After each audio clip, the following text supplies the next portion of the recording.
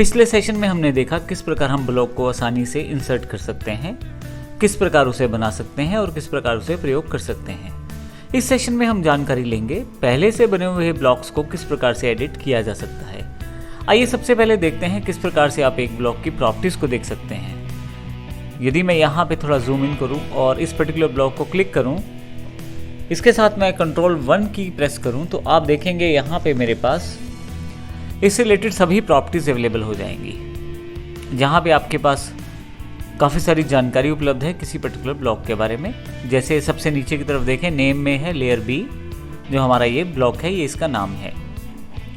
आइए देखते हैं एक बने हुए ब्लॉक को किस प्रकार से एडिट किया जा सकता है। इसके लिए आपके पास काफ़ी सारे तरीके हैं। सबसे पहले बेसिक तरीके की बात करते हैं। आपके पास ऊपर की तरफ से कमांड अवेलेबल है ब्लॉक एडिटर के रूप में। यदि मैं इसे क्लिक करूं तो मेरे पास सभी ब्लॉक की लिस्ट खुल जाएगी। यहाँ पे मेरे पास इस ड्राइंग में 3 ब्लॉक अवेलेबल हैं, सर्कल ब्लॉक, फर्स्ट ब्लॉक और लेयर बी। और अभी मेरे पास लेयर बी सिलेक्टेड था, इसलिए यहाँ पे लेयर बी का प्रीव्यू दिखाया गया है। मैं लेयर बी को क्लिक करके ओके कर देता हूँ। आप एक अलग एडिट पैनल में आ जाएंगे जो कि ब्लॉक एडिटर के नाम से उपलब्ध है ऑटोकैड में। यहाँ यदि आप ऊपर की तरफ देखें तो ब्लॉक एडिटर के नाम से उपलब्ध है ये पैनल। यहाँ से मैं प्रॉपर्टीज पैनल को क्लोज कर देता हूँ। अब आपके पास यहाँ पे काफ़ी सारे ऑप्शन उपलब्ध हैं जो किसी पर्टिकुलर ब्लॉक को एडिट करने के कार्य में काम आते हैं। यहाँ हम बेसिक्स की बात करेंगे।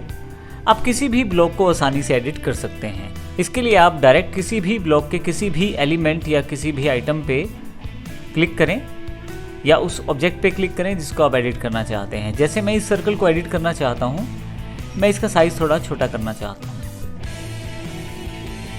इसी तरह से इस सर्कल को मैं थोड़ा सा बड़ा करना चाहता हूँ। तो आप देखेंगे मैंने 2 चेंजेस कर दिए हैं इस पर्टिकुलर ब्लॉक में। जो भी चेंजेस आप करना चाहते हैं उसके पश्चात आप यहाँ से सेव ब्लॉक कर सकते हैं। मैं यहाँ से सेव कर देता हूँ ब्लॉक को और फाइनली क्लोज ब्लॉक एडिटर कर देता हूँ। फिर से वापस मैं अपनी मेन ड्राइंग में वापस आ जाऊँगा बॉर्डर लेआउट में। आप देखेंगे वो चेंजेस यहाँ पे रिफ्लेक्ट हो रहे हैं। तो इस प्रकार हम किसी भी ब्लॉक को आसानी से चेंज कर सकते हैं। किसी भी ब्लॉक को एडिट करने के लिए आप कमांड लाइन का इस्तेमाल भी कर सकते हैं। यहाँ केवल कमांड लाइन पर जाने के पश्चात आपको बी एडिट टाइप करना है, अर्थात ब्लॉक एडिट। एंटर प्रेस कर दें। अब आपके पास फिर से वैसा ही एडिट ब्लॉक डेफिनेशन बॉक्स आ जाएगा, जिसमें आप किसी भी ब्लॉक को सिलेक्ट करके आप उसका प्रीव्यू भी देख सकते हैं और उसको यहाँ ओके करने के पश्चात एडिट भी कर सकते हैं। मैं यहाँ से इसे कैंसिल करता हूँ क्योंकि मैं अब यहाँ इसे एडिट नहीं करना चाहता। इसके अतिरिक्त आपके पास एक सिंपल तरीका भी है। आप किसी भी ब्लॉक पे चले जाएं और उस पर जाकर डबल क्लिक करें। जैसे ही आप डबल क्लिक करेंगे तो भी आपके पास फिर से एडिटिंग के लिए edit block definition dialog box आ जाएगा। आप ओके करके फिर से एडिट कर सकते हैं। मैं यहाँ कैंसिल कर देता हूँ। तो इस प्रकार आप डायरेक्ट एडिटिंग कर सकते हैं किसी भी ब्लॉक में, और इसमें आपके पास अलग से कॉन्टेक्चुअल मेन्यू खुलेगा। वहाँ पे आप उसको एडिट करके फिर से सेव करके एग्जिट करके बाहर आ सकते हैं। किसी भी ब्लॉक को एडिट करने के लिए आप किसी भी ब्लॉक पे जो आपके पास बना हुआ है राइट क्लिक करें। आपके पास यहाँ राइट क्लिक में भी ब्लॉक एडिटर के नाम से ऑप्शन उपलब्ध है। मैं इसे क्लिक कर देता हूँ। फिर से आपके पास कॉन्टेक्चुअल मेन्यू और जो ब्लॉक एडिटर के रूप में है उपलब्ध हो जाएगा। फाइनली जो आप चेंजेस करना चाहते हैं वो कर सकते हैं। मैं यहाँ से इसे क्लोज कर देता हूँ। इसके अतिरिक्त यदि आप ब्लॉक एडिटर में नहीं जाना चाहते और आप इसी ड्राइंग में यहीं पे रहकर ब्लॉक को एडिट करना चाहते हैं तो वो भी आप कर सकते हैं। मैं ब्लॉक को सिलेक्ट करता हूँ और राइट क्लिक करता हूँ उसके ऊपर।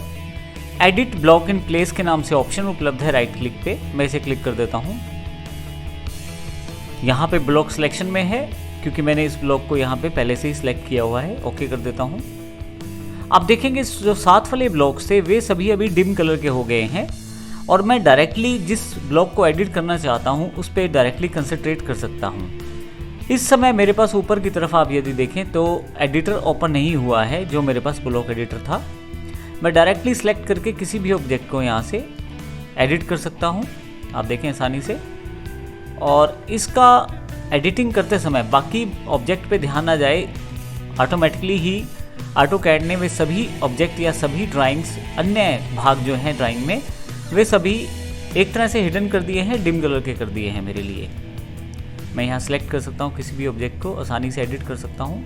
फाइनली एडिट करने के बाद मुझे यहाँ आना है ऊपर की तरफ और एडिट ब्लॉक के अंतर्गत एडिट रेफरेंस में यहाँ पे मैं सेव चेंजेस कर सकता हूँ अगर मैं इस ब्लॉक को सेव करना चाहता हूँ। एक मैसेज आपके पास उपलब्ध है, all references edits will be saved. मैं ओके कर देता हूँ। फाइनली आप फिर से वापस अपनी ड्राइंग में आ जाएंगे। तो इसमें हमने देखा कि आप डायरेक्ट एडिट इन प्लेस में जाकर वहीं पे ड्राइंग के अंदर ही एडिट कर सकते हैं आसानी से, अलग से एडिटर में जाने की आपको आवश्यकता नहीं है। तो इस प्रकार आप आसानी से किसी भी ब्लॉक को एडिट कर सकते हैं। एडिट करने के लिए आप कोई भी माध्यम प्रयोग कर सकते हैं और आसानी से इन सब चीज़ों को एडिट कर सकते हैं। धन्यवाद। हमने पिछले सेशंस में देखा किस प्रकार हमने ब्लॉक बनाए और लास्ट सेशन में हमने देखा कि हमने उन ब्लॉक्स को किस प्रकार एडिट किया। आइए अब देखते हैं एक इम्पॉर्टेंट एस्पेक्ट।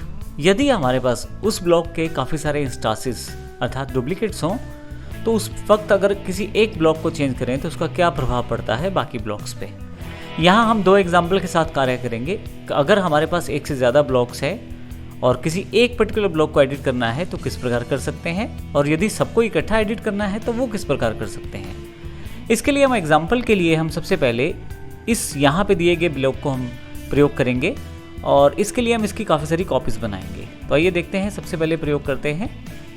इसके लिए मैं यहाँ पे कॉपी कमांड चुन लेता हूँ और इस ऑब्जेक्ट को सिलेक्ट करके एंटर प्रेस कर देता हूँ। सबसे पहले बेस पॉइंट सेलेक्ट कर लेता हूं और अब मुझे यहाँ पे इसकी कॉपीज को पेस्ट करना है। मैंने यहाँ इसकी काफ़ी सारी कॉपीज पेस्ट करनी शुरू कर दी हैं। रैंडमली मैं क्लिक करता जा रहा हूँ अलग अलग जगह पे। फाइनली मुझे ये कॉपीज चाहिए, मैं एंटर प्रेस कर देता हूँ। अब मेरे पास इस पर्टिकुलर ब्लॉक की काफ़ी सारी कॉपीज यहाँ पे अवेलेबल हैं। ध्यान रखिएगा ये सभी कॉपीज जीरो लेयर पे ही हैं। हमारे पास काफ़ी सारी लेयर्स हैं और मैं इस वक्त जीरो लेयर पे ही काम कर रहा हूँ। यहाँ एस्केप कर लेता हूँ क्योंकि जब भी आप किसी ऑब्जेक्ट को सिलेक्ट करेंगे ऑटोमेटिकली उसकी लेयर वहाँ पे सिलेक्टेड हो जाएगी। अब मैं यहाँ पे चाहता हूँ कि किसी पर्टिकुलर ब्लॉक में मैं एडिट करूँ और उसके सभी इंस्टांसेस अर्थात सभी कॉपीज़ में एडिट ऑटोमेटिकली हो जाए। तो ये देखते हैं किस प्रकार से होता है। यदि मैं डायरेक्टली किसी ब्लॉक को डबल क्लिक करता हूँ और जैसे मैं यहाँ पे एडिटर खोल लेता हूँ और यहाँ से सर्कल ब्लॉक सेलेक्ट करके, जो कि यही ब्लॉक है जो मैंने लिया हुआ है, ओके कर देता हूँ। और यहाँ पे यदि मैं इसे एडिट करता हूँ, क्लिक करें आप इसे, इस पहले वाले सर्कल को मैं थोड़ा सा मॉडिफाई कर देता हूँ और इस तरह से नीचे वाले सर्कल को भी थोड़ा सा मॉडिफाई कर देता हूँ। फाइनली यहाँ से क्लोज एडिटर और इसको मैं सेव कर देता हूँ चेंजेस को। तो आप देखेंगे मैंने केवल पहले इंस्टांस में चेंज किया है, परंतु यहाँ पे जितनी भी उसकी कॉपीज थी सब में वो चेंजेस हो चुके हैं। तो इस प्रकार जब आप ब्लॉक्स का प्रयोग करते हैं, उनको कॉपीज करते हैं, उसके इंस्टांसेस क्रिएट करते हैं या उस ब्लॉक को कई बार इंसर्ट करते हैं अपनी फाइल में, तो आप किसी भी पर्टिकुलर ब्लॉक को चेंज करें उसका प्रभाव उन सभी इंस्टांसेस पे पड़ेगा जो वहाँ पे उपलब्ध हैं। इसका अर्थ ये हुआ कि हमने एक्चुअल में ब्लॉक की डेफिनेशन में चेंज किया है। जहाँ जहाँ उस ब्लॉक को इंसर्ट किया गया है वहाँ वहाँ उसके चेंजेस वहाँ पे रिफ्लेक्ट होंगे। परंतु मान लीजिए यहाँ पे अगर मुझे किसी पर्टिकुलर ब्लॉक को ही चेंज करना है, बाकी ब्लॉक्स को चेंज नहीं करना है, तो ये किस प्रकार कर सकता हूँ। इसके लिए बड़ा सिंपल है, हम एक्सप्लोड कमांड का प्रयोग करेंगे। लेकिन यहाँ पे ध्यान देना है कि हमें किस पर्टिकुलर ब्लॉक को चेंज करना है, तो यहाँ पे हम उस पर्टिकुलर इंस्टांस को सिलेक्ट कर सकते हैं। इसके लिए मैं कमांड प्रॉम्प्ट पे एक्सप्लोड टाइप कर देता हूँ, PLODE। आप देखेंगे यहाँ पे मेरे पास एक्सप्लोड कमांड आ गई है। मैं क्लिक कर लेता हूँ एक्सप्लोड कमांड को। एक्सप्लोड कमांड के बारे में हम पिछले सेशंस में पढ़ चुके हैं। रिव्यू के लिए मैं यहाँ बता देता हूँ कि अगर किसी ब्लॉक को आप फिर से वापस डिफरेंट ऑब्जेक्ट्स में डिवाइड करना चाहते हैं, फिर से वापस उन ऑब्जेक्ट्स में लाना चाहते हैं जिनसे मिलके वो ब्लॉक बना है, तो आप ऐसा एक्सप्लोड कमांड के द्वारा कर सकते हैं। एक्सप्लोड कमांड वो ब्लॉक ऑब्जेक्ट को फिर से तोड़ेगी और फिर से अलग अलग ऑब्जेक्ट्स में डिवाइड करेगी। एक तरह से आप अलग अलग ऑब्जेक्ट का प्रयोग कर सकते हैं। फिर इसमें मैं यहाँ बीच वाले ब्लॉक को चुन लेता हूँ क्योंकि एक्सप्लोड कमांड के द्वारा मुझे उस ऑब्जेक्ट को चुनना है जिसे एक्सप्लोड करना है। मैं क्लिक करके एंटर प्रेस कर देता हूँ। अब आप देखेंगे कि ये सिंगल ऑब्जेक्ट भी सिलेक्ट कर रहा है क्योंकि ये वाला ब्लॉक पर्टिकुलर इंस्टांस ये अलग हो चुका है बाकी सबसे। अब अगर मैं यहाँ कुछ चेंज करना चाहूँ, जैसे कि मैं मिडिल सर्कल को थोड़ा सा साइज बड़ा कर लेता हूँ,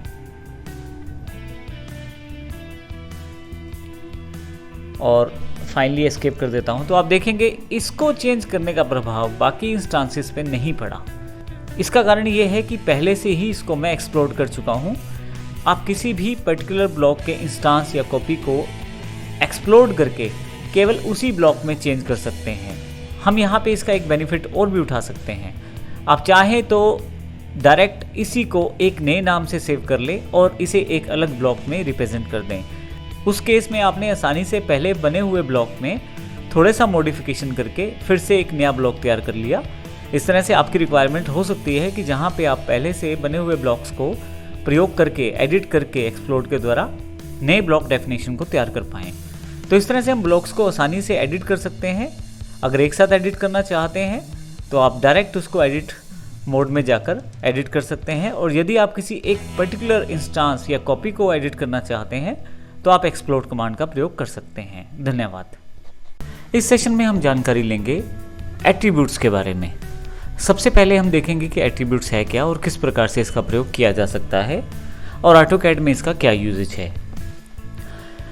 ये जानकारी हम पहले भी ले चुके हैं, लेकिन यहाँ क्योंकि ये सेशन एट्रीब्यूट से जुड़ा हुआ है तो इसकी पूरी जानकारी हम यहाँ पे लेंगे। देखिए, हमारे पास एग्जाम्पल में यहाँ पे 3 सर्कल दिए गए हैं, लेकिन इनकी विशेषता या फीचर जानने के लिए उसको मैं स्पेसिफाई भी कर सकता हूँ ऑटोकैड फाइल में एट्रीब्यूट के रूप में। अर्थात एट्रीब्यूट किसी ड्राइंग से जुड़े हुए डेटा को शो कर सकता है, उसकी फीचर्स या उसकी प्रॉपर्टीज़ को शो कर सकता है। जैसे हमारे पास यहाँ एग्जाम्पल है, 3 सर्कल हमारे पास यहाँ पे उपलब्ध हैं। सबसे पहला जो सर्कल है उसका रेडियस 8 इंच है। दूसरा जो सर्कल है उसका जो रेडियस है वो 5 इंच है, और तीसरा जो सर्कल है उसका रेडियस 7 इंच है। ये जानकारी मेरे पास यहाँ दिखाई गई है एट्रीब्यूट्स के रूप में। देखिए, यहाँ पे एट्रीब्यूट का नाम भी दिया गया है और साथ में उसकी वैल्यू भी दी गई है। ऑटोकैड में चाहे तो आप केवल वैल्यू भी रिप्रेजेंट कर सकते हैं। इसका सबसे बड़ा बेनिफिट ये रहता है कि आप दी गई ड्राइंग्स के फीचर्स या उसकी प्रॉपर्टीज़ को साथ ही डिफाइन कर सकते हैं। ब्लॉक के रूप में भी आप इसका प्रयोग कर सकते हैं। जब हम अलग अलग एट्रीब्यूट्स को इकट्ठा करके एक ब्लॉक का नाम दे दें तो वो एट्रीब्यूट ब्लॉक माना जाएगा। तो आइए देखते हैं ऑटोकैड में इसको किस प्रकार से बनाया जाता है और किस प्रकार से प्रयोग किया जाता है। एट्रीब्यूट ब्लॉक बनाने से पहले सबसे पहले हम देखेंगे हमारे पास कौन कौन सी ऑप्शंस अवेलेबल हैं ब्लॉक पैनल में जो एट्रीब्यूट ब्लॉक बनाने में हमारी मदद करेंगी। सबसे पहले यदि आप नीचे की तरफ देखें तो आपके पास डिफाइन एट्रीब्यूट के नाम से ऑप्शन अवेलेबल है, जिससे आप नए एट्रीब्यूट्स क्रिएट करेंगे। यहाँ पे हमारे पास एट्रीब्यूट ब्लॉक एट्रीब्यूट मैनेजर है। आप यदि किसी भी पहले से बने हुए एट्रीब्यूट को एडिट करना चाहते हैं तो आप इसका प्रयोग कर सकते हैं। इसके अतिरिक्त सिंक्रोनाइज एट्रीब्यूट है। एट्रीब्यूट की ब्लॉक डेफिनेशन को आप यहाँ से अपडेट भी कर सकते हैं। आप एट्रीब्यूट को दिखा भी सकते हैं स्क्रीन पे और वहाँ से हटा भी सकते हैं। इसके अतिरिक्त आप बेस पॉइंट भी सेट कर सकते हैं। नेक्स्ट सेशन में हम देखेंगे किस प्रकार इन सभी कमांड्स को प्रयोग करके हम आसानी से एट्रीब्यूट क्रिएट करेंगे और किस प्रकार उन्हें कन्वर्ट करेंगे ब्लॉक्स में, और देखेंगे कि उसका प्रयोग किस प्रकार से किया जा सकता है। धन्यवाद। पिछले सेशन में हमने देखा एट्रीब्यूट क्या है, उनकी क्या विशेषताएं हैं और हम उन्हें क्यों प्रयोग करते हैं। इस सेशन में हम देखेंगे उससे जुड़ी हुई कमांड्स को प्रैक्टिकल रूप में। तो आइए शुरू करते हैं। सबसे पहले हमारे पास यहाँ पे ब्लॉक में काफ़ी सारी कमांड अवेलेबल है। नीचे की तरफ दी गई कमांड हमारे पास डिफाइन एट्रीब्यूट, हम इसका प्रयोग कर सकते हैं जब भी हम किसी पर्टिकुलर ऑब्जेक्ट की प्रॉपर्टीज़ डिफाइन करना चाहते हैं एट्रीब्यूट के साथ। मैं यहाँ इसको कमांड के साथ ATTDEF अर्थात एट्रीब्यूट डेफिनेशन का प्रयोग भी कर सकता हूँ। इसके लिए मुझे केवल इसको क्लिक करना है। आप क्लिक करेंगे तो आप देखेंगे आपके पास एक एट्रीब्यूट डेफिनेशन बॉक्स आपके पास आ जाएगा। इस डेफिनेशन बॉक्स में आपके पास काफ़ी सारी इन्फॉर्मेशन मांगी गई है, लेकिन हम यहाँ पे मेन इन्फॉर्मेशन पे सबसे पहले कंसंट्रेट करते हैं। किसी भी एट्रीब्यूट को डिफाइन करने के लिए आपको 3 चीज़ें बड़ी इंपॉर्टेंट रहती हैं। सबसे पहले यहाँ पे एक टैग है जो एक तरह से एट्रीब्यूट के नाम के लिए प्रयोग किया जा सकता है, लेकिन इसमें स्पेस अलाउड नहीं रहता। यदि यहाँ माउस आप रखें तो यहाँ पे इन्फॉर्मेशन दी जाती है जिसमें इन्फॉर्मेशन ये जानकारी अवेलेबल है कि आप यहाँ पे स्पेस नहीं दे पाएंगे। प्रॉम्प्ट, जब आप ऑटोकैड में काम करते हुए इस एट्रीब्यूट का प्रयोग करें तो वहाँ पे आपसे जानकारी मांगी जाएगी, तो वो जानकारी आप प्रॉम्प्ट के रूप में दे सकते हैं। अर्थात किस इन्फॉर्मेशन को आप भरना चाहते हैं वो प्रॉम्प्ट में पहले से एक क्वेश्चन के रूप में फिल करके रख सकते हैं। डिफ़ॉल्ट एक आंसर भी पहले से फिल करके रख सकते हैं, लेकिन ये डिफ़ॉल्ट वैल्यू के रूप में फिल होगा। हालांकि आप अपने अकॉर्डिंग जो भी एट्रीब्यूट की वैल्यू डिफाइन करना चाहते हैं वो कर सकते हैं। सपोज कीजिए यहाँ पे जो एट्रीब्यूट मैं डिफाइन करना चाहता हूँ वो किसी पार्ट से रिलेटेड है, किसी मैन्युफैक्चरिंग पार्ट से।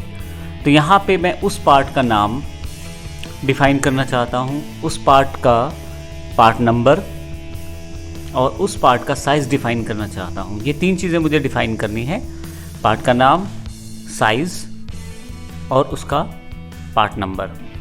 अब यहाँ पे इसके साथ यदि आप देखें नीचे की तरफ, अब यदि आप यहाँ देखें तो टैग का नाम यहाँ डिफाइन कर देता हूँ। सबसे पहला टैग जो मैं प्रयोग करने वाला हूँ वो पार्ट नंबर से रिलेटेड है। मैं पार्ट नंबर एंटर कर देता हूँ। यूज़र को वैल्यू एंटर करने के लिए प्रॉम्प्ट बॉक्स है, तो यहाँ मैं डाल देता हूँ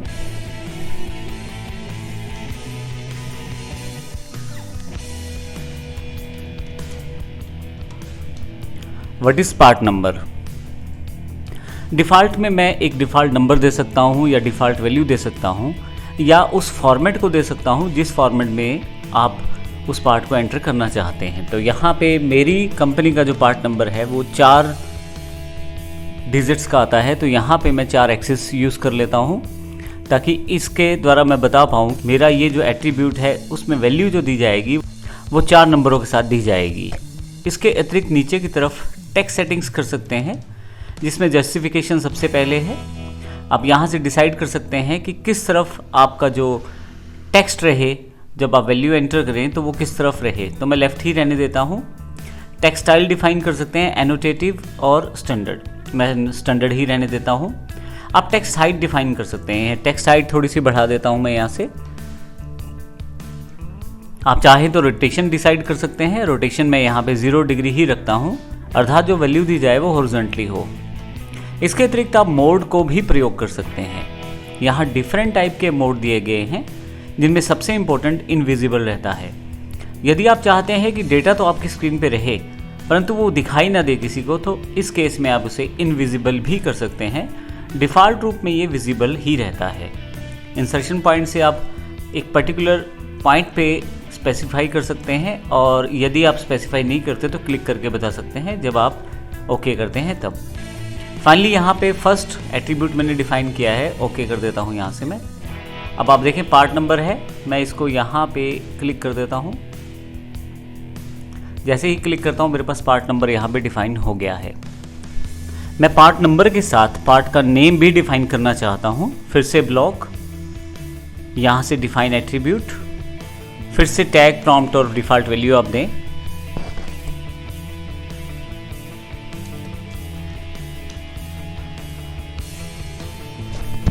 यहाँ मैं तीनों चीज़ें डिफाइन कर देता हूँ, टैग, प्रॉम्प्ट और डिफ़ॉल्ट। ध्यान रखिएगा टैग में स्पेस नहीं आना चाहिए। अगर मैं स्पेस देकर ओके करना चाहूँ तो यहाँ पे एरर रहेगा, the tag may not contain spaces. तो इसके लिए मुझे फिर से स्पेस हटाना है। यहाँ ओके करता हूँ। बाकी सभी सेटिंग्स पिछले वाली ही अप्लाई हो जाएंगी। देखें आप टेक्स्ट का साइज़ भी पिछले वाला है जो लास्ट टाइम एट्रीब्यूट डिफाइन करते मैंने प्रयोग किया था। अब यहाँ पे मैं थोड़ा सा डिफरेंस छोड़ के क्लिक कर देता हूँ, तो आप देखेंगे दूसरा एट्रीब्यूट भी मैंने डिफाइन कर दिया है। एक और एट्रीब्यूट मुझे डिफाइन करना है।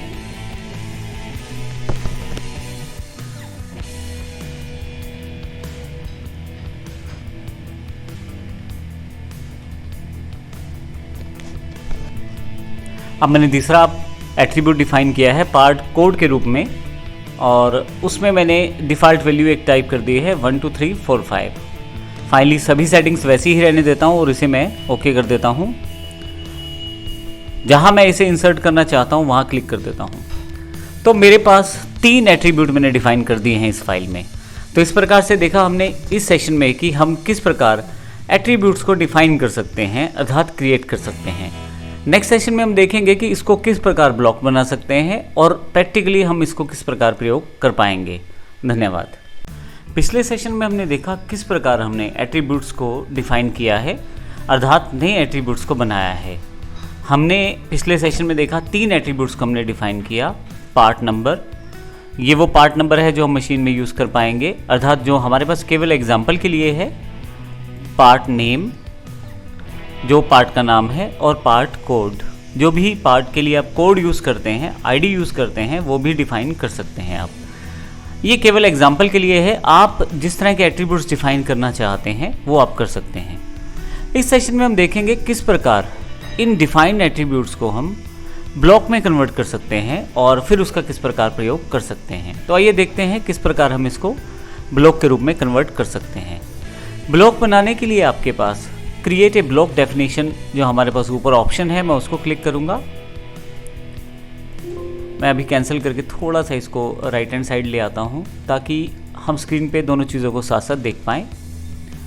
अब मैं ब्लॉक डेफिनेशन को दोबारा से खोल लेता हूं। अब आप सबसे पहले ब्लॉक का नाम दे सकते हैं। ब्लॉक का नाम यहाँ मैं स्पेसिफाई कर देता हूं, पार्ट। उसके साथ ही यहाँ पे मुझे उन ऑब्जेक्ट्स को चुनना है जिन ऑब्जेक्ट को मुझे ब्लॉक डेफिनेशन अर्थात ब्लॉक जिनके साथ मिलकर क्रिएट करना है। अब की बार मेरे पास ऑब्जेक्ट जो है वो ये एट्रीब्यूट्स हैं, तो इसके लिए मैं सिलेक्ट ऑब्जेक्ट करता हूँ। इन तीनों को मैं सिलेक्ट कर लेता हूँ।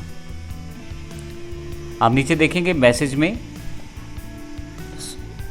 तीनों फाउंड हो चुके हैं ऑब्जेक्ट। मैं एंटर प्रेस कर देता हूँ। आप देखेंगे एक छोटा सा प्रीव्यू आ गया है पार्ट के साथ, जो ये जानकारी देता है कि अब ये आपके पास तैयार है ब्लॉक बनने के लिए। ब्लॉक का नाम पार्ट है यहाँ पे। फाइनली मैं इसे ओके कर देता हूँ। अब आप देखें, जैसे ही आपने ओके किया है, आपके पास एट्रीब्यूट्स को एडिट करने के लिए ऑप्शन अवेलेबल हो गए हैं। 3 हमने चुने थे हमारे पास एट्रीब्यूट्स, इन तीनों की जानकारी यहाँ पे मांगी जा रही है और आप देखेंगे कि तीनों की जानकारी इकट्ठी आप दे सकते हैं यहाँ पे। सबसे पहले व्हाट इज़ पार्ट कोड, मैं सेम रहने देता हूँ। जो डिफ़ॉल्ट वैल्यू हमने दी थी वो यहाँ पे सेम है, अर्थात यदि आप देखें तो 1 2 3 4 5 मैंने डिफ़ॉल्ट वैल्यू दी थी, तो वो यहाँ पे पहले से ही आ रही है। आप चाहें तो इसको चेंज भी कर सकते हैं। फिर पार्ट का जो नाम देना चाहते हैं वो यहाँ दे सकते हैं। मैं MCS डिफाइन कर देता हूँ। पार्ट का जो नंबर देना चाहते हैं वो डिफाइन कर सकते हैं। और फाइनली मैं यहाँ से ओके कर सकता हूँ। अब आप देखेंगे जहाँ पे हमारे पास ब्लॉक डेफिनेशन बनी थी वहाँ पे अब टैग्स का नाम ना आकर यहाँ पे अब वैल्यूज़ दे दी गई हैं। तो इस प्रकार हमने एक ब्लॉक डेफिनेशन क्रिएट किया है जिसमें हमने वैल्यूज़ भी प्रोवाइड कर दी हैं। अब हम इसको एज अ ब्लॉक प्रयोग कर सकते हैं, जो हमारे पास पार्ट नाम का ब्लॉक क्रिएट हुआ है, और इसको दोबारा इंसर्ट कहीं भी कर सकते हैं। आइए इसको एक बार फिर से इंसर्ट करके देखते हैं। इसके लिए केवल मुझे इंसर्ट पे जाना है और यहाँ आप देखें पार्ट के नाम से एक ब्लॉक अवेलेबल हो गया है। मैं क्लिक करता हूँ। मुझे इंसर्शन पॉइंट बताना है केवल।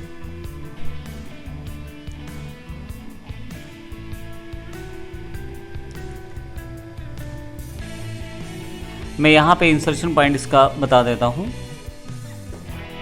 जैसे ही आप क्लिक करते हैं आप देखेंगे यहाँ पे पार्ट ऑफ कोड दोबारा पूछा जा रहा है।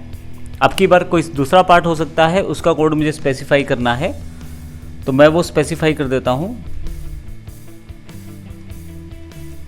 पार्ट का नाम स्पेसिफाई कर सकता हूँ, पार्ट का नंबर स्पेसिफाई कर सकता हूँ, फाइनली ओके कर सकता हूँ। तो जब आप दूसरा एंटर करते हैं वैल्यू, तो वो भी आप देखें यहाँ पे एज अ ब्लॉक एंटर हुई हैं। तो इस तरह से आसानी से आपने डिफरेंट एट्रीब्यूट्स को ब्लॉक में कन्वर्ट किया, अर्थात सभी एट्रीब्यूट्स एक ब्लॉक, एक कंबाइंड ऑब्जेक्ट के रूप में क्रिएट हो गए। अब जहाँ भी आप इसको इंसर्ट करते हैं वहाँ पे तीनों की इन्फॉर्मेशन मांगी जाती है, तो तीनों चीज़ों को आप स्पेसिफाई कर सकते हैं, जिससे आप आसानी से एक जुड़ी हुई इन्फॉर्मेशन को इकट्ठा रख सकते हैं, इन्फॉर्मेशन को ऑर्गेनाइज कर सकते हैं और बार बार आप इसका प्रयोग कर सकते हैं क्योंकि आपने इसका ब्लॉक बनाया है। अब यदि मान लीजिए इन बने हुए एट्रीब्यूट्स को यदि आप एडिट करना चाहते हैं, अर्थात जो वैल्यूज़ आप प्रोवाइड कर चुके हैं आप उनको एडिट कर सकते हैं। उसके लिए आप एनहांस्ड एट्रीब्यूट एडिटर का प्रयोग कर सकते हैं। आप ऑटोकैड द्वारा दिए गए एट्रीब्यूट मैनेजर का प्रयोग कर सकते हैं। आप चाहें तो डबल क्लिक करके भी एडिट कर सकते हैं, लेकिन ये सभी चीज़ें हम नेक्स्ट सेशन में वर्कआउट करेंगे। अभी इस सेशन में हमने सीखा कि किस प्रकार हम किसी एट्रीब्यूट को ब्लॉक के रूप में कन्वर्ट कर सकते हैं और उसका प्रयोग कर सकते हैं। और हमने देखा इसको इंसर्ट किया जा सकता है अपनी फाइल में और फिर वहाँ पे उसकी वैल्यू प्रोवाइड की जा सकती है। हर एक एट्रीब्यूट एक टैग से कंसर्न रहता है, अर्थात एक टैग से जुड़ा रहता है और आप इन सभी एट्रीब्यूट्स को इकट्ठा करके एक ब्लॉक में कन्वर्ट कर सकते हैं। तो इस प्रकार से हम ऑटोकैड में एट्रीब्यूट्स के ब्लॉक बनाते हैं और उनका प्रयोग करते हैं। धन्यवाद। पिछले सेशन में हमने देखा किस प्रकार हमने ब्लॉक्स को इंसर्ट किया और किस प्रकार से हमने एट्रीब्यूट्स ब्लॉक बनाए, फिर उनको हमने फाइल्स में इंसर्ट किया। ये जो सेशन है ये एट्रीब्यूट ब्लॉक्स के साथ जुड़ा हुआ है। हम देखेंगे कि किस प्रकार हम एक बने हुए एट्रीब्यूट ब्लॉक को एडिट कर सकते हैं और उसकी इंफॉर्मेशन को चेंज कर सकते हैं। तो आइए देखते हैं किस प्रकार से हम इसका प्रयोग कर सकते हैं। सबसे पहले यदि आप यहाँ देखें, आपके पास स्क्रीन पे तीनों एट्रीब्यूट्स अवेलेबल हैं जो लास्ट टाइम हमने बनाए हैं। यदि आप यहाँ माउस लेकर जाएं और यदि यहाँ पे डबल क्लिक करें तो आपके पास एनहांस्ड एट्रीब्यूट एडिटर आपके पास अवेलेबल हो जाएगा, जिसमें आपके पास पार्ट कोड, पार्ट नेम और पार्ट नंबर तीनों टैग्स दिखाए जा रहे हैं। जो प्रॉम्प्ट है वो भी दिखाया जा रहा है और जिस भी टैग को आप सेलेक्ट करते हैं उसकी वैल्यू यहाँ पे आप चेंज कर सकते हैं। मैं अभी यहाँ इसे कैंसिल करता हूँ। आप किसी भी एट्रीब्यूट पे क्लिक करें जो किसी एक ब्लॉक से संबंधित हैं, आपके पास फिर से एनहांस्ड एट्रीब्यूट एडिटर खुल जाएगा। ये बहुत ही इंपॉर्टेंट ऑप्शन दिया गया है ऑटोकैड के द्वारा। हम यहाँ पे आसानी से किसी भी इंफॉर्मेशन को चेंज कर सकते हैं। जैसे मैं यहाँ से पार्ट कोड चेंज करना चाहता हूँ और यहाँ पे पार्ट कोड में HM कर देता हूँ। आप देखेंगे जैसे ही आप एडिट कर रहे हैं एनहांस्ड एट्रीब्यूट एडिटर में, नीचे की तरफ भी आसानी से एडिट हो रहा है, साथ साथ उसको रिफ्लेक्ट किया जा रहा है। इसी तरह से पार्ट नेम आप चेंज करना चाहते हैं तो आप देखेंगे वो भी साथ साथ रिफ्लेक्ट किया गया है। इसके अतिरिक्त आप चाहे तो टेक्स्ट ऑप्शंस में आप मॉडिफिकेशन कर सकते हैं। जैसे लेफ्ट के बजाय अब की बार मैं सेंटर में डिफाइन करना चाहता हूँ टेक्स्ट को, या फिर से लेफ्ट में, बैकवर्ड्स या अपसाइड डाउन, यहाँ मैं मॉडिफिकेशन सेट कर सकता हूँ। आप यहाँ से हाइट भी चेंज कर सकते हैं। जैसे मैं 0.9 स्पेसिफाई कर देता हूँ। विड्थ फैक्टर भी डिफाइन कर सकते हैं और रोटेशन भी डिफाइन कर सकते हैं। यहाँ से आप रोटेशन एंगल देने के साथ ऑब्लिक एंगल देना चाहते हैं तो वो भी डिफाइन कर सकते हैं आप, और यदि चाहे तो एनोटेटिव भी डिफाइन कर सकते हैं। लेकिन मैं इसको अप्लाई नहीं करता क्योंकि मुझे इसको कैंसिल करना है। और आप देखेंगे किसी भी चीज़ को अप्लाई नहीं किया गया, वापस आप उन्हीं एट्रीब्यूट्स पे आ गए हैं और इनमें किसी भी तरह का मॉडिफिकेशन नहीं हुआ है। मैं फिर से डबल क्लिक करता हूँ। टेक्स्ट ऑप्शंस के साथ प्रॉपर्टीज़ भी हैं। आप चाहें तो यहाँ से लेयर डिफाइन कर सकते हैं, लाइन टाइप डिफाइन कर सकते हैं, आप चाहें तो कलर भी मॉडिफाई कर सकते हैं, आप लाइन वेट डिफाइन कर सकते हैं, प्लॉट स्टाइल भी डिफाइन कर सकते हैं। इन सब चीज़ों को डिफाइन करने के पश्चात आप यहाँ ओके करें तो जो भी मॉडिफिकेशन आपने यदि किए हैं तो वो यहाँ पे रिफ्लेक्ट होने शुरू हो जाएंगे। ये आपके पास सबसे पहला तरीका है और आसान तरीका है जिससे आप अपने एट्रीब्यूट्स की वैल्यूज़ को एडिट कर सकते हैं। यदि आप चाहें तो डायरेक्टली यहीं पे एट्रीब्यूट वैल्यूज़ पे डबल क्लिक करके आप आसानी से यहीं पे एडिट कर सकते हैं वैल्यूज़ को। लेकिन इसके लिए जिस पर्टिकुलर वैल्यू को एडिट करना है उस पर डबल क्लिक करें, लेकिन उससे पहले आप कंट्रोल ज़रूर दबाएं, अन्यथा आपके पास एट्रीब्यूट मैनेजर खुल जाएगा। मैं यहाँ कंट्रोल प्रेस करके रखता हूँ। आप देखेंगे केवल एक ही सिलेक्ट हुआ है एट्रीब्यूट मेरे पास। मैं डबल क्लिक कर दूँ अगर इसके ऊपर तो आपके पास बिल्कुल टेक्सचुअल फॉर्मेट पे इंफॉर्मेशन आ जाएगी। मैं यहाँ डायरेक्टली इंफॉर्मेशन चेंज कर सकता हूँ और फाइनली एंटर कर सकता हूँ। अब यदि मैं डबल क्लिक करके देखूँ तो आप देखेंगे पार्ट नंबर जो है यहाँ पे भी रिफ्लेक्टेड हो चुका है। तो इस तरह से आसानी से आप किसी भी प्रॉपर्टी को, किसी भी एट्रीब्यूट को डायरेक्टली एडिट कर सकते हैं कंट्रोल के साथ डबल क्लिक करके। परंतु मान लीजिए वैल्यूज़ में चेंज ना करके आप चाहते हैं इसकी जो ब्लॉक डेफिनेशन है उसमें चेंज करना है, तो उसके लिए हम ब्लॉक में जाएंगे। यहाँ पे हमारे पास एट्रीब्यूट ब्लॉक, एट्रीब्यूट मैनेजर के नाम से मैनेजर अवेलेबल है। मैं क्लिक करूँगा। आप देखेंगे पहले से ही यहाँ, क्योंकि हमारे पास स्क्रीन पे अवेलेबल हैं ब्लॉक्स के रूप में एट्रीब्यूट्स, तो उसने सिलेक्शन ले ली है। यहाँ से यदि आपके पास अगर काफ़ी सारे ब्लॉक्स हैं तो सिलेक्ट कर सकते हैं ब्लॉक डायरेक्टली क्लिक करके। इसके अतिरिक्त यहाँ से भी ब्लॉक का नाम अवेलेबल है, वो सिलेक्ट कर सकते हैं। यहाँ पे मैं इस ब्लॉक एट्रीब्यूट मैनेजर के द्वारा जो बेसिक डेफिनेशन है ब्लॉक की उसमें मॉडिफिकेशन कर सकता हूँ। जैसे मैं यहाँ पे पार्ट कोड सेलेक्ट करके एडिट कर देता हूँ। आप देखेंगे कि आप यहाँ पे पार्ट कोड, टैग और उसकी डिफ़ॉल्ट वैल्यू में मॉडिफिकेशन कर सकते हैं। जैसे मैं यहाँ पे पार्ट कोड के साथ कुछ चेंजेस कर देता हूँ ऑफ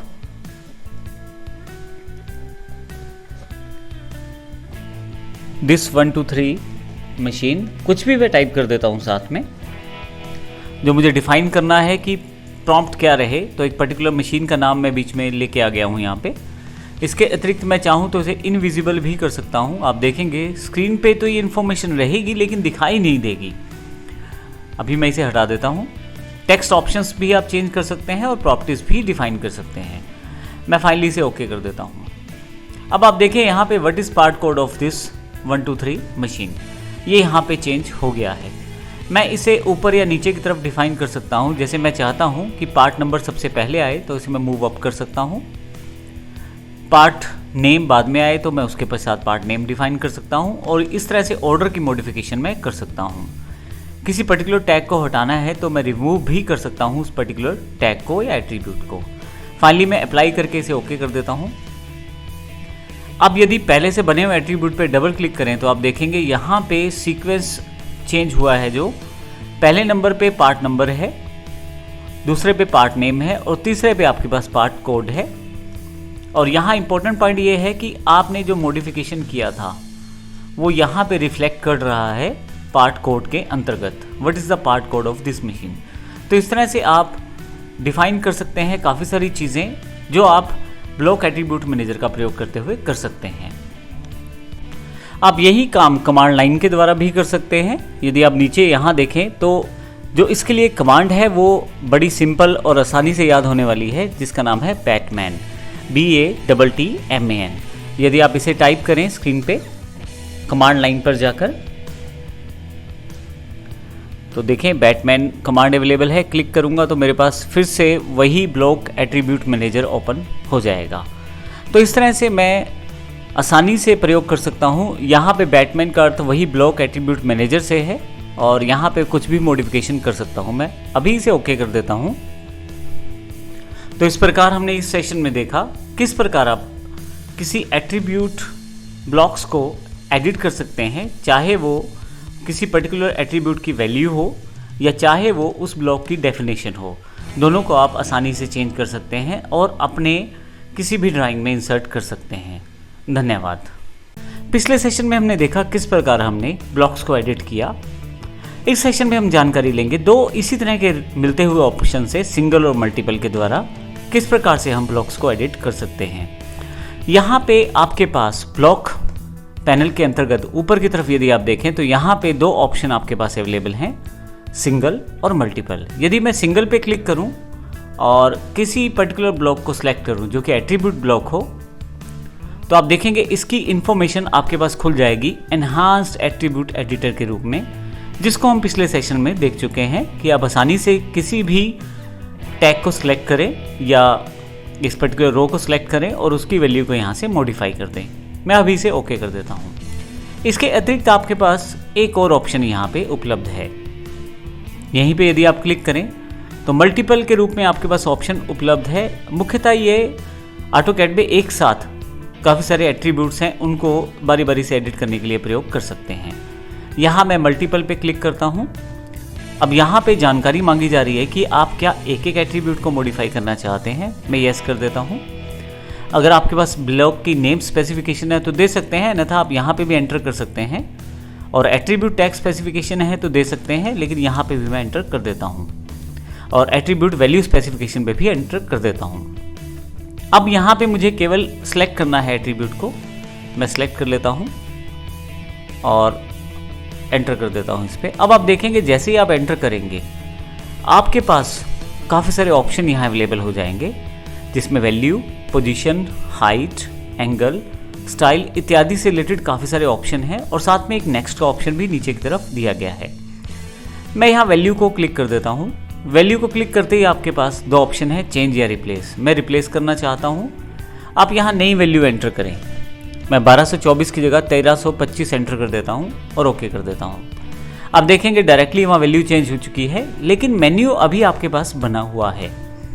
ये सारे मेन्यूज़ आपके पास नीचे एट एडिट कमांड लाइन में भी अवेलेबल हैं। आप यहाँ से भी किसी को सिलेक्ट कर सकते हैं। मान लीजिए मैं इसकी हाइट चेंज करना चाहता हूँ, तो मैं हाइट पे क्लिक कर देता हूँ। अब आप माउस के साथ डायरेक्टली ड्रैग करके हाइट बता दें या आप टाइप करके हाइट बता दें। मैं यहाँ ड्रैग करके हाइट बता के क्लिक कर देता हूँ और फिर से आपके पास वही ऑप्शन बने हुए हैं। अभी एंगल स्पेसिफाई कर सकते हैं, डायरेक्टली एंगल। अब एक पर्टिकुलर एट्रीब्यूट की बात हम कर रहे हैं यहाँ पे, जिसको हमने सेलेक्ट किया हुआ था। मैं यहाँ एंगल डिफाइन कर देता हूँ। फाइनली यदि मैं चाहूँ तो नेक्स्ट एट्रीब्यूट पे जा सकता हूँ और चाहूँ तो इस ऑप्शन को दोबारा भी खोल सकता हूँ। अब आपने देखा किस प्रकार हम एक साथ किसी एट्रीब्यूट की बेसिक प्रॉपर्टीज़ को डायरेक्टली चेंज कर सकते हैं मल्टीपल के द्वारा। तो इस प्रकार से हम अपनी आवश्यकता अनुसार सिंगल और मल्टीपल का प्रयोग यहाँ से कर सकते हैं। पिछले सेशन में हमने जानकारी ली किस प्रकार हम सिंगल और मल्टीपल टैग्स को एडिट कर सकते हैं और आसानी से उनका प्रयोग कर सकते हैं एडिटर के रूप में, और हमने उनकी बेसिक प्रॉपर्टीज़ को भी चेंज करके देखा था। इस सेशन में हम बात करेंगे बाकी बची हुई ऑप्शंस के बारे में जो ब्लॉक में प्रयोग की जाती हैं। जैसे यहाँ पे हमारे पास सिंक्रोनाइज एट्रीब्यूट की कमांड अवेलेबल है। सिंक्रोनाइज एट्रीब्यूट से यदि आप किसी ब्लॉक रेफरेंस में कुछ मॉडिफिकेशन करते हैं, अपडेट करते हैं, तो एट्रीब्यूट को सिंक्रोनाइज किया जाता है। इसी के साथ आपके पास यहाँ पे रिटेन एट्रीब्यूट डिस्प्ले है। अब मान लीजिए मैं यहाँ कुछ ड्राइंग कर रहा हूँ और मुझे ये सभी जो एट्रीब्यूट्स की वैल्यूज़ हैं यहाँ नहीं दिखानी है, तो मैं इनको कुछ देर के लिए यहाँ हटा भी सकता हूँ। ब्लॉक पे जाएं, यहाँ यदि आप कॉर्नर पॉइंट पे क्लिक करें तो इस ड्रॉप डाउन बॉक्स पे, तो आप यहाँ से एट्रीब्यूट डिस्प्ले को हटा भी सकते हैं। जैसे मैं यहाँ चाहता हूँ हाइड ऑल एट्रीब्यूट्स, तो अब मैं ड्राइंग करूँगा तो मुझे बिल्कुल भी डिस्टर्बेंस नहीं रहेगा क्योंकि सभी एट्रीब्यूट वैल्यूज़ को मैंने छुपा दिया है। यदि मैं चाहूँ तो इसे फिर से वापस ला सकता हूँ। इसके लिए रिटेन एट्रीब्यूट डिस्प्ले या डिस्प्ले ऑल एट्रीब्यूट्स की कमांड का प्रयोग आप कर सकते हैं। मैं रिटेन एट्रीब्यूट डिस्प्ले करता हूँ तो मेरे पास ये डिस्प्ले वैल्यूज़ वापस आ जाती हैं। फाइनली इसके साथ हमारे पास एक कमांड और है जिससे हम बेस पॉइंट चेंज कर सकते हैं। आसानी से आप इंसर्शन बेस पॉइंट को सेट कर सकते हैं इस कमांड के द्वारा। तो इस तरह से हमने देखा ब्लॉक का प्रयोग करते हुए हम आसानी से सिंपल ब्लॉक्स क्रिएट कर सकते हैं जो बेसिक ड्राइंग ऑब्जेक्ट से बने हुए हैं, जैसे आर्क, सर्कल, रेक्टेंगुलर और इत्यादि जो आप प्रयोग करते हैं ड्राइंग में ऑब्जेक्ट्स। आप चाहें तो एट्रीब्यूट ब्लॉक को क्रिएट कर सकते हैं। इसमें आप एट्रीब्यूट स्पेसिफाई कर सकते हैं और उन्हें एज अ ब्लॉक काफ़ी सारे एट्रीब्यूट को इकट्ठा करके डिफाइन कर सकते हैं और उसके पश्चात आसानी से उन एट्रीब्यूट को इंसर्ट कर सकते हैं। तो इस प्रकार हम ब्लॉक्स को प्रयोग करते हैं ऑटोकैड में, और जिस प्रकार से हमारी रिक्वायरमेंट रहती है उस प्रकार से इनको डिफाइन किया जाता है। धन्यवाद। हमने पिछले सेशंस में इन सभी ग्रुप्स के बारे में पढ़ा, इन सभी पैनल्स के बारे में जानकारी ली, ड्रॉ, मॉडिफाई, एनोटेशन, लेयर्स और ब्लॉक के बारे में। अब हमारे पास कुछ एक पैनल्स जो बाकी हैं उनकी जानकारी हम आने वाले सभी सेशंस में लेंगे। सबसे पहले बात करते हैं प्रॉपर्टीज़ पैनल की। हालांकि इनमें प्रैक्टिकली जो जानकारी है वो कम है, लेकिन हम इनको ज़रूर वर्कआउट करेंगे ताकि छोटी छोटी जो मेन ऑप्शंस हैं उनको हम अच्छी तरह से डिस्कस कर पाएँ। तो आइए सबसे पहले हम प्रॉपर्टीज़ पैनल की बात करते हैं। प्रॉपर्टीज़ पैनल में आपके पास दो कमांडें बहुत ही इंपॉर्टेंट हैं। एक आपके पास लिस्ट की कमांड है और एक मैच प्रॉपर्टीज़ की। हालांकि इसके अतिरिक्त बाकी कमांड्स भी उतनी ही इंपॉर्टेंट हैं, लेकिन ये दो बहुत ज़्यादा प्रयोग में रहती हैं। यहाँ सबसे पहले हम बात करते हैं मैच प्रॉपर्टीज़ की। आप यहाँ पे आसानी से किसी भी ऑब्जेक्ट का कलर डिफाइन कर सकते हैं। आप उसका लाइन वेट सेट कर सकते हैं और लाइन टाइप भी सेट कर सकते हैं। हालांकि सबसे इंपॉर्टेंट कमांड यहाँ पे मैच प्रॉपर्टी है, जिसकी इन्फॉर्मेशन हम यहाँ पे लेंगे। सबसे पहले यदि मैं मैच प्रॉपर्टी को क्लिक करूँ तो आपसे उस ऑब्जेक्ट की जानकारी मांगी जाएगी जिस ऑब्जेक्ट की प्रॉपर्टीज़ आप लेना चाहते हैं। यहाँ पे प्रॉपर्टीज़ का अर्थ कलर से है, लाइन विड्थ से है, लाइन टाइप से है। मैं यहाँ क्लिक कर देता हूँ सोर्स ऑब्जेक्ट के रूप में इस पिंक वाले ऑब्जेक्ट को। अब आपके पास देखेंगे छोटा सा पेंसिल का सिंबल आ गया है और यहाँ पे अब आपको डेस्टिनेशन ऑब्जेक्ट की जानकारी देनी है, जहाँ पे ये वाली प्रॉपर्टीज़ जो आपने अभी पिक की हैं अर्थात कॉपी की हैं वो आप जहाँ पे पेस्ट करना चाहते हैं वहाँ क्लिक करें। मैं यहाँ जाता हूँ। आप देखेंगे माउस रखते ही एक तरह से प्रीव्यू दिखाया जाता है। आप ये प्रॉपर्टीज़ जब यहाँ अप्लाई करेंगे आपके पास कुछ इस तरह की सेटिंग्स अवेलेबल हो जाएंगी। मैं क्लिक कर देता हूँ आप एक से अधिक ऑब्जेक्ट को इकट्ठे भी इन प्रॉपर्टीज़ को अप्लाई करवा सकते हैं। देखिए मैं यहाँ पे 4 ऑब्जेक्ट्स को मैंने अप्लाई करवाया है। फाइनली एंटर प्रेस करें और आपके पास इस तरह से प्रॉपर्टीज़ ये जो हैं कॉपी हो गई हैं। इसी तरह से यदि प्रॉपर्टीज़ में नीचे की तरफ देखें, आपके पास नीचे लिस्ट के रूप में कमांड अवेलेबल है।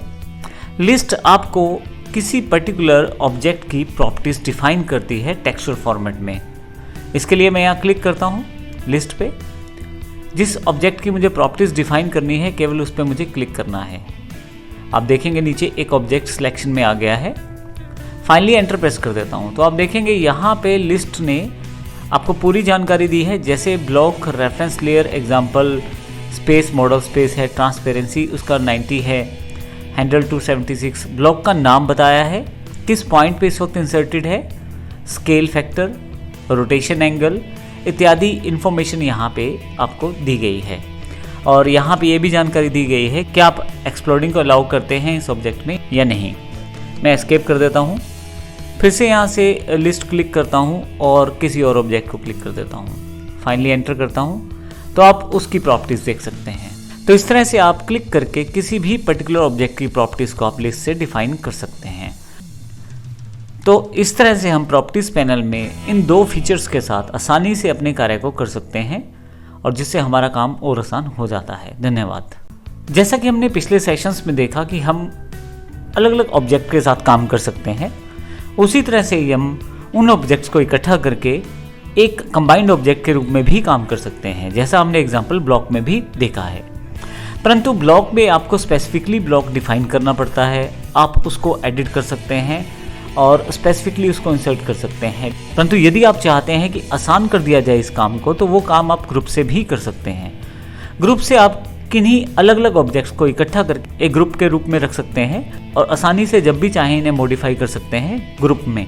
और इसके अतिरिक्त जब भी चाहें आप इन्हें फिर से अनग्रुप कर सकते हैं, अर्थात छोटे छोटे ऑब्जेक्ट्स को मिलाते हुए आप एक ग्रुप तैयार कर सकते हैं, फिर उसमें कार्य कर सकते हैं जो आप करना चाहते हैं, और जब आपका कार्य खत्म हो जाए तो उसको अनग्रुप भी कर सकते हैं।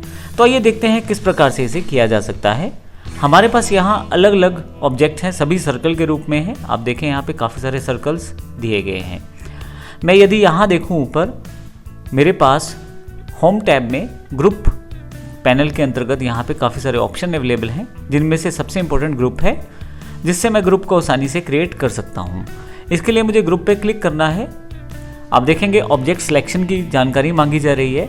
मैं उन सभी ऑब्जेक्ट को सिलेक्ट कर लेता हूँ जिनको मुझे इस ग्रुप में शामिल करना है। मैंने यहाँ पे इन सभी को सिलेक्ट कर लिया है। फाइनली नीचे की तरफ आपके पास 2 ऑप्शन है, नेम और डिस्क्रिप्शन। मैंने जो ग्रुप बनाया है उसका नाम भी डिफाइन कर सकता हूँ। इसके लिए मैं नेम पे क्लिक करता हूँ और यहाँ पे जानकारी मांगी जा रही है ग्रुप के अंतर्गत एंटर ए ग्रुप नेम। मैं यहाँ पे डिफाइन कर देता हूँ सर्कल ग्रुप। फाइनली एंटर कर देता हूँ। यहाँ पर मेरे पास ग्रुप तैयार हो चुका है। आप यदि देखें, जब मैं माउस को यहाँ लेके जाता हूँ तो पूरा का पूरा जो ग्रुप है वो पूरा का पूरा सिलेक्ट हो जाता है। मैं यदि क्लिक करूँ तो आप देखेंगे एक बाउंडिंग बॉक्स भी इसकी साइड पे आ रहा है, और यदि इस ग्रिप से उठा के मैं ग्रुप को मूव करना चाहूँ तो आसानी से कहीं भी मूव कर सकता हूँ। तो इस तरह से मैं ग्रुप बना सकता हूँ, उनका नाम भी डिफाइन कर सकता हूँ। और यदि मैं फिर से वापस चाहता हूँ इसको अलग अलग ऑब्जेक्ट में प्रयोग करना, तो मेरे पास 2 ऑप्शन है यहाँ पे। सबसे पहला ऑप्शन यहाँ पे मैं डायरेक्ट इसे अनग्रुप कर सकता हूँ, यानी कि फिर से ये सभी ऑब्जेक्ट अलग अलग हो जाएंगे। या एक ऑप्शन और है जो इम्पोर्टेंट है कि मैं कुछ समय के लिए यहाँ पे इसे ग्रुप सिलेक्शन ही ऑफ कर सकता हूँ। उसका फ़ायदा ये रहेगा कि आप जब भी चाहें ग्रुप सिलेक्शन ऑफ करके आसानी से ऑब्जेक्ट को अलग अलग करें। मैं यहाँ क्लिक कर देता हूँ। आप देखेंगे कि यहाँ पे अब सभी ऑब्जेक्ट अलग अलग सिलेक्टेड हैं। मैं यहाँ एस्केप कर देता हूँ, क्लिक करता हूँ और ये ऑब्जेक्ट बिल्कुल अलग हो चुका है ग्रुप से। मैं यहाँ एस्केप कर देता हूँ और ये सिलेक्शन हटा देता हूँ। यदि मुझे फिर से इस ग्रुप को वर्कआउट करना है, अर्थात ग्रुप में काम करना है, तो मैं इन सबको फिर से सिलेक्ट कर लूँगा और फाइनली यहाँ पे जाकर फिर से ग्रुप सिलेक्शन ऑन कर दूँगा। अब आप देखेंगे फिर से ये कंप्लीट ग्रुप वापस आ चुका है। यही कार्य आप अनग्रुप से भी कर सकते हैं, लेकिन अनग्रुप का अर्थ यहाँ पे एक्सप्लोड कमांड जैसा है, अर्थात आपने सभी ऑब्जेक्ट्स को अलग अलग कर दिया है और अब देखें आपके पास सारे ऑब्जेक्ट अलग अलग सिलेक्शन में हैं। तो इस तरह से आप चाहें तो कुछ समय के लिए सिलेक्शन ऑफ कर सकते हैं, जो सबसे बेहतर ऑप्शन रहता है, क्योंकि आप बजाय हर बार एक्सप्लोर और उसे फिर से ग्रुप क्रिएट करने के कुछ देर के लिए ग्रुप सिलेक्शन ऑफ कर दें, अपना कार्य कर लें, फिर से ग्रुप सिलेक्शन ऑन कर लें। तो इस तरह से आसानी से आप ग्रुप अनग्रुप जल्दी से कर पाएंगे और आसानी से अपना काम भी कर पाएंगे। पिछले सेशन में हमने सीखा किस प्रकार हम ग्रुप बना सकते हैं और उन्हें सेलेक्ट कर सकते हैं। इस सेशन में हम बात करेंगे बने हुए ग्रुप को किस प्रकार से आप एडिट कर सकते हैं। तो आइए देखते हैं इसमें हमारे पास किस प्रकार से इसे एडिट किया जा सकता है। इसके लिए हमारे पास यहाँ पे ग्रुप एडिट के नाम से कमांड अवेलेबल है। मैं इसे क्लिक करता हूँ। यहाँ सबसे पहले सिलेक्ट ग्रुप की जानकारी मांगी जाती है। यदि आपको ग्रुप का नाम पता है तो कमांड लाइन पर जाकर आप नेम सेलेक्ट करें और वो डिफाइन कर दें। परंतु यहाँ मैं ग्रुप को डायरेक्टली क्लिक करके भी स्पेसिफाई कर सकता हूँ। मैं यहाँ क्लिक कर देता हूँ ग्रुप को। जैसे ही स्पेसिफाई करता हूँ मेरे पास 3 ऑप्शन अवेलेबल हो जाते हैं, ऐड ऑब्जेक्ट, रिमूव ऑब्जेक्ट और रीनेम। अगर मैं किसी नए ऑब्जेक्ट को ऐड करना चाहता हूँ तो ऐड ऑब्जेक्ट पे क्लिक करूँगा। जिस नए ऑब्जेक्ट को क्लिक करूँगा, एंटर करूँगा, तो मेरे पास नेक्स्ट टाइम ग्रुप में वो ऑब्जेक्ट भी शामिल हो जाएगा। आप देखेंगे बाउंडिंग बॉक्स जो है वो बढ़कर दूसरे ऑब्जेक्ट तक चला गया है। मैं एस्केप कर देता हूँ। यदि मुझे किसी ग्रुप में से किसी ऑब्जेक्ट को बाहर निकालना है, अर्थात रिमूव करना है, तो फिर से ग्रुप एडिट, ग्रुप सेलेक्ट करें। अब की बार रिमूव ऑब्जेक्ट का ऑप्शन सेलेक्ट करें आप। अब जिस ऑब्जेक्ट को आप बाहर निकालना चाहते हैं उसको सेलेक्ट करें। मैं इसको बाहर निकालना चाहता हूँ। फाइनली एंटर करता हूँ। अब की बार देखेंगे तो फिर से केवल बाउंडिंग बॉक्स यहीं पे है और ग्रुप यहीं तक रह गया है। और यहाँ पे तीसरा ऑप्शन हमारे पास अवेलेबल है। जब मैं ग्रुप एडिट को क्लिक करता हूँ और ग्रुप को सिलेक्ट करता हूँ तो रीनेम का ऑप्शन हमारे पास अवेलेबल है। मैं किसी भी ग्रुप को नया नाम डिफाइन कर सकता हूँ जो यहाँ से मैं दे सकता हूँ। हालांकि मुझे अभी कोई नया नाम नहीं देना, लेकिन आप चाहें तो कोई भी नाम डिफाइन कर सकते हैं और एंटर प्रेस करते ही नया नाम उस ग्रुप के लिए आ जाएगा। मैं अभी इसे एस्केप कर देता हूँ। हमारे पास यहाँ नीचे ग्रुप्स में फ्लाई आउट नीचे की तरफ अगर यदि आप क्लिक करें तो ग्रुप मैनेजर के नाम से कमांड अलग से अवेलेबल है, जिसमें आप बने हुए ग्रुप्स को आसानी से मैनेज कर सकते हैं। आइए देखते हैं इसमें किस प्रकार से कार्य किया जा सकता है। यहाँ पे जिन ग्रुप्स का नाम आप डिफाइन कर चुके हैं उनके साथ आप आसानी से काम कर सकते हैं, लेकिन मैं यहाँ पे ग्रुप मैनेजर को पहले क्लिक करता हूँ। अब देखेंगे एक डायलॉग बॉक्स अवेलेबल हो जाएगा। यहाँ से आप नया ग्रुप भी क्रिएट कर सकते हैं, पुराना ग्रुप आप रिमूव कर सकते हैं, कुछ ऐड कर सकते हैं, कुछ हटा सकते हैं। आइए देखें किस प्रकार से। सबसे पहले मैं एक नया ग्रुप बनाना चाहता हूँ तो उसका नाम डिफाइन करता हूँ न्यू ग्रुप के रूप में। यहां पे डिस्क्रिप्शन आप देना चाहें तो यहां डिस्क्रिप्शन दे दें।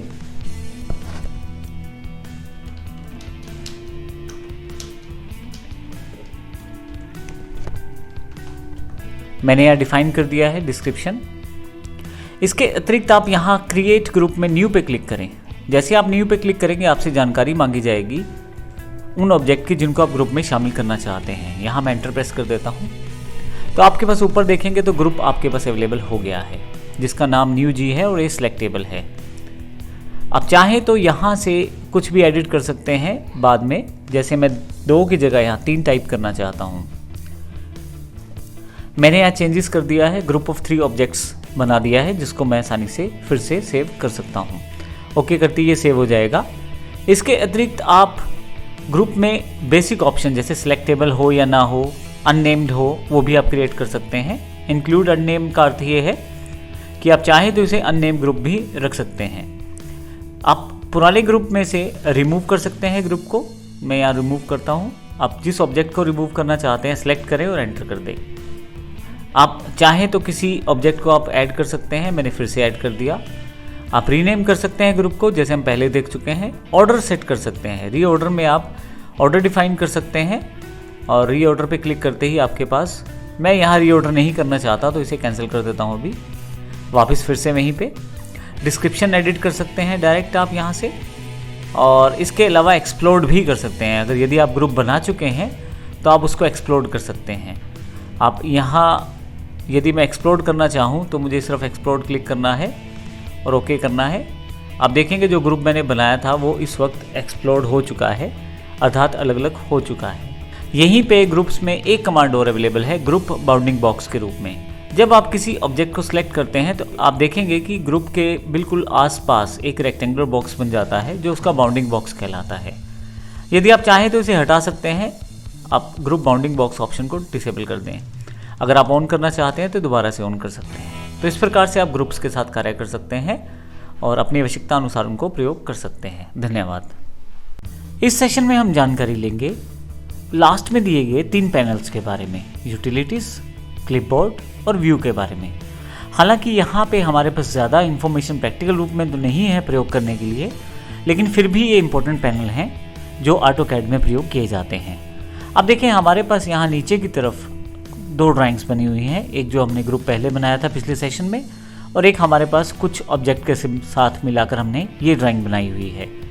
यूटिलिटीज़ में अगर हम जाएं तो हमारे पास काफ़ी सारे ऑप्शन ऐसे हैं जिनका प्रयोग हम मेजरमेंट के लिए कर सकते हैं। जैसे यहाँ पे यदि आप देखें, यहाँ मेज़र के नीचे वाले ड्रॉप डाउन बॉक्स पे क्लिक करें तो आपके पास काफ़ी सारे ऑप्शंस हैं जिनका प्रयोग आप कुछ भी मेज़र करने के लिए आसानी से कर सकते हैं आप अकॉर्डिंग टू ऑब्जेक्ट। जैसे मेरे पास सर्कल है तो उसका रेडियस देखना है, मैं क्लिक कर देता हूँ। अब केवल मुझे उस सर्कल को क्लिक करना है। आप देखेंगे मेरे पास यहाँ पे एक सब मेन्यू ओपन हो गया है और साथ ही यहाँ पे उसका जो रेडियस है मुझे बता दिया गया है। साथ ही यदि मैं यहाँ से एंगल देखना चाहता हूँ तो एंगल चेक कर सकता हूँ। एंगल के लिए मैं क्लिक करता हूँ इसे, और आप देखें स्पेसिफाई करना है मुझे सेकंड पॉइंट, मैं स्पेसिफाई कर देता हूँ। तो यहाँ एंगल 28 यहाँ दिखाया जा रहा है। तो इस तरह से आप इन सभी ऑप्शंस को यहाँ देख सकते हैं, चाहे वो डिस्टेंस से रिलेटेड हो, रेडियस से, एंगल या एरिया से। मैं यहाँ पे एग्जिट कर सकता हूँ यहीं से।